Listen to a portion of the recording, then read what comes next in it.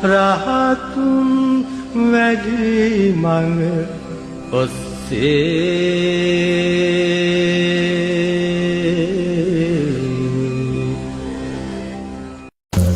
ළඟදී ධර්ම සාකච්ඡාවලියක් පැහැදිලි කරා මේ පංචශීලය කියන කාරණය ආරක්ෂා කරලා මේ ආරෂ්ඨාංගික මාර්ගයෙන් එක්කම සංකප්පය කියන කාරණය දුර්වල වෙනවා කියන කාරණේ ගෞරවසන සනස මේ ජීවිතයේ එදිනෙදා වැඩ කටයුතු කරද්දී මේ එක්කම සංකප්පය කොහොමද අපි ආරක්ෂා කරගන්න ඕනේ? මෙහෙම පුතේ බුදුරජාණන් වහන්සේ මාර්ගයක්නේ දේශනා කරන්නේ. මාර්ගයේ ඉලක්කයක් පෙන්වනවා අපිට. පළවෙනි ඉලක්කය සම්මා සමාධිය. ඒතර බුදුරජාණන් වහන්සේ අපිව සම්මා දිට්ඨියෙන් ඇතුල් කරලා සම්මා සංකප්පයන් තුලින් අපේ ඉලක්කය තමයි මේ සම්මා සමාධිමත් හිතක. ඒ කියන්නේ ඕනම කෙනෙක් ආරෂ්ඨාංගික මාර්ගයට යොමු කළා බුදුරජාණන් වහන්සේ බලාපොරොත්තු වෙන්නේ ඒ තුලින් අවසාන ඉලක්කය හැටියට නෙමෙයි අපි විදර්ශනාවට යන්න පෙර ආතුව අවසාන ඉලක්කය හැටියට සම්මා සමාධිමත් හිතක්. තේන්න.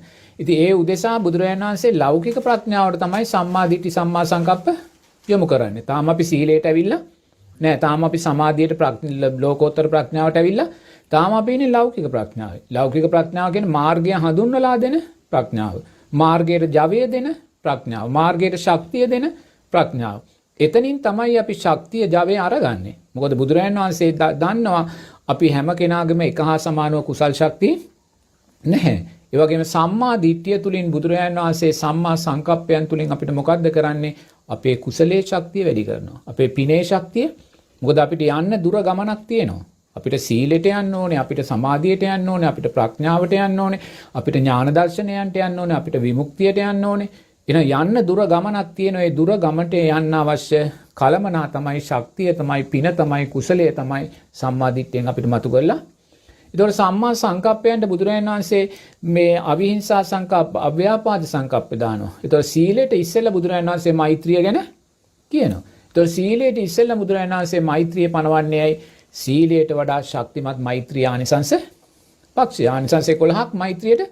ඒතකොට මේ මෛත්‍රිය දෙවෙනියට ලෞකික ප්‍රඥාවට බුදුරජාණන් වහන්සේ පනවන්නේ අපේ කුසලයේ ශක්තිය වැඩි කරන. මොකද ඉදිරියේ දින අභියෝගයට අපි මුහුණ දෙන්න ඕනේ. ඉදිරියේ දින බාධාවන්ට අපි මුහුණ දෙන්න ඕනේ. ඉදිරියේ දින තියෙන විවේචනයන්ට, ඉදිරියේදී එන්නා වූ පීඩාවන්ට අපිට ඔරොත්තු දෙන කෙනෙක් බවට ඒ ඔරොත්තු දෙන්න නම් මාත්‍ර මෙතනින් අපේ කුසල් ශක්තිය, පිනේ ශක්තිය එතන වැඩි කරලා බුදුරජාණන් වහන්සේ සම්මා මේ සංකප්පයන්ටම ලෞකික ප්‍රඥාවටම බුදුරජාණන් වහන්සේ නෙක්ඛම්මයක් පනවනවා. නෙක්ඛම්මය කියන්නේ මොකද්ද? අතහැරීම. මොනවද අතහරින්නේ? ලෝභ, ද්වේෂ, මෝහ. ඒතර ලෝභ, ද්වේෂ, මෝහයන්ගෙන් පිරිසිදු කරලයි අපිව සීලයට බුදුරජාණන් වහන්සේ යවන්නේ. අපිව සමාධියට බුදුරජාණන් වහන්සේ. එහෙම නොවුනොත් අපි සීලය මගේ කරගන්නවා. සීලය මගේ ආත්මය කරගන්නවා. සීලය තුල මම ඉන්නවා කියලා දකිනවා. මා තුල සීලය තියෙනවා කියලා දකිනවා. මම විතරයි සිල්වත්, ලෝකෙම දුසිල්වත් කියලා දැකලා මගේ සීලය නිසා මම මාන්නෙට ඇයි නෙක්ඛම්මයේ තිබ්බේ නැහැ. සීලය අල්ලගත්තා. සීලය මගේ කරගත්තා. සීලය කෙරේ සක්කාය දිට්ඨිය ඇති කරගත්තා. මොකද අපි සක්කාය දිට්ඨිය සිඳින්නයි දැන් මේ යන්නේ. ඒ සක්කාය දිට්ඨිය සිඳින්න නම් අනිවාර්යයෙන්ම නෙක්ඛම්ම සංකප්පය අපේ තුල ජීවිතය තුල වැඩෙන්න ඕනේ. ඒතකොට එතනදී ලෞකික ප්‍රඥාව තුල අපේ පින වැඩි කරනවා. අනිත් පැත්තෙන් ලෝභ දේශ මොහ සියුම් කරලා අඩු කරනවා. ලෝභ දේශ මොහ බැහැර කරලා අලෝභ දේශ අමෝහයන් තුලට එන්න කියනවා. ඉඳලා තමයි අපි සීලයට යොමු කරන්නේ. තේන්න? ඒතකොට සීලයට යොමු කරද්දී අපිට සීලය තුල ඇතිවෙන්නා වූ බාධාවන් මැඩගෙන ඉස්සරහට යන්න අවශ්‍ය ශක්තිය අපිට කවුද ලබලා දුන්නේ? සම්මා දිට්ඨි, සම්මා සංකප්ප. අපි සම්මා දිට්ඨි, සම්මා සංකප්ප වඩන්නේ නැත්නම් අපේ සීලයට එන අභියෝග ඉදිරියේ අපි පරාජයට පත් වෙනවා. හැමදාම කියන අපි සිල්පද බිඳුනා කියලා. ඇයි සිල්පද බිඳීමට ඔරොත්තු දෙන කෙනෙක් බවට අපි තාමපත් උනේ? සීලයට ඔරොත්තු දෙන්න සීලයට බෑ. තේරෙනවද? සීලයට ඔරොත්තු දීමේ ශක්තිය ඇති කරන්න බෑ. සීලයට ඔරොත්තු දීමේ ශක්තිය ඇති කරන්නේ කවුද? සම්මා දිට්ඨි, සම්මා සංකප්පේ කුසලයේ ශක්තිය අපිට ඇති කරලා දෙන්නේ. ඒතර අපි දැන් සීලය තුල ශක්තිමත් වුණා.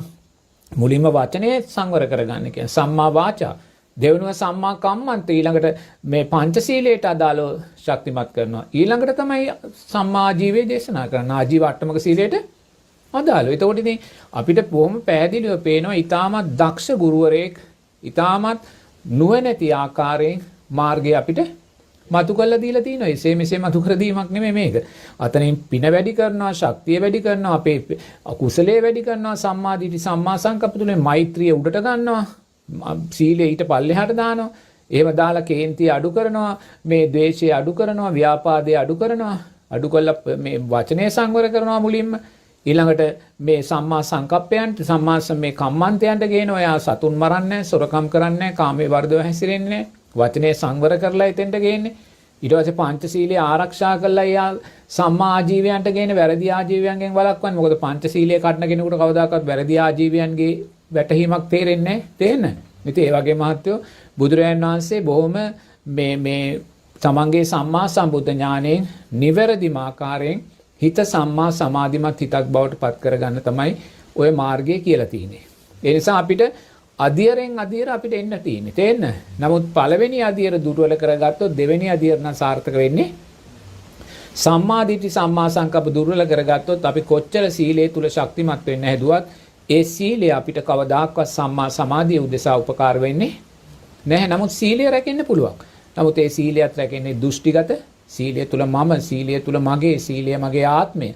මේ වගේ සීලය මමය කරගෙන රැකෙනා වූ ධර්මතාවයක් තමයි තියෙන්නේ. එතකොට කවදාකවත් අපි සම්මා සමාධිමත් හිතකට යන්නේ.